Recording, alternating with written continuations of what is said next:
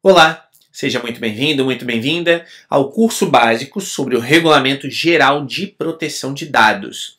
Eu sou o professor Matheus e na aula de hoje a gente vai conversar sobre mais um princípio presente no RGPD, que é o princípio da segurança, integridade e confidencialidade dos dados pessoais. Então vamos lá. O princípio da segurança, integridade e confidencialidade dos dados pessoais está previsto no artigo 5º, número 1, a linha F do RGPD. E esse princípio indica, então, que os dados pessoais devem ser tratados de uma forma que garanta sua segurança, incluindo a proteção contra o seu tratamento não autorizado ou ilícito e contra sua perda, destruição ou danificação acidental, adotando as medidas técnicas ou organizativas adequadas. Então perceba que, os dados pessoais eles precisam estar completamente seguros. O responsável pelo tratamento deve ter ou tomar medidas para concretizar essa segurança, incluindo a proteção contra o seu tratamento não autorizado, ou seja, deve-se evitar que pessoas na empresa que não são da área de proteção de dados pessoais tomem cuidado com isso. Mas não só isso, imagine você que de repente um diretor qualquer de uma empresa deixa em cima da sua mesa um papel, com alguma informação pessoal de alguém, por exemplo, ou não só o diretor, mas qualquer pessoa dentro de uma empresa tem lá um dado pessoal e deixa esse dado pessoal em cima da sua mesa. E aí, de repente, passa um outro funcionário ali que não deveria ter acesso àquele tipo de informação e, às vezes, sem querer, sem ter a intenção, ele olha para o papel e vê o dado pessoal de alguém. Percebam que aqui já tem o tratamento não autorizado, alguém está tendo acesso a um dado que não deveria ter.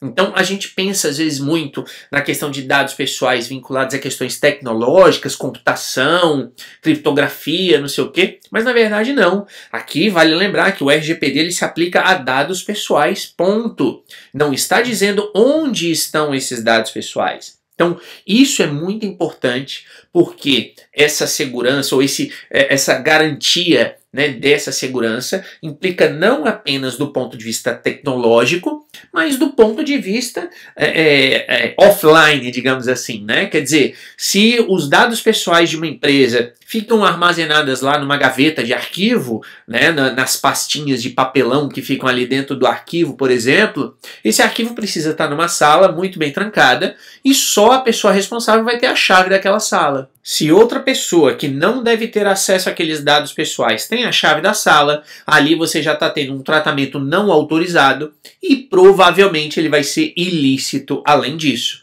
É por isso que se fala aí nas medidas técnicas ou organizativas adequadas para se garantir a segurança, a integridade e a confidencialidade dos dados pessoais. E aí, o próprio RGPD, lá nos artigos 24 e 25, traz alguns exemplos dessas medidas técnicas ou organizativas. E aí eles colocam lá, então, no texto, que é necessário considerar técnicas avançadas no tratamento de dados, aqui falando especificamente do ponto de vista tecnológico, quer dizer, é necessário tomar cuidado e utilizar a técnica mais avançada disponível no tratamento desses dados.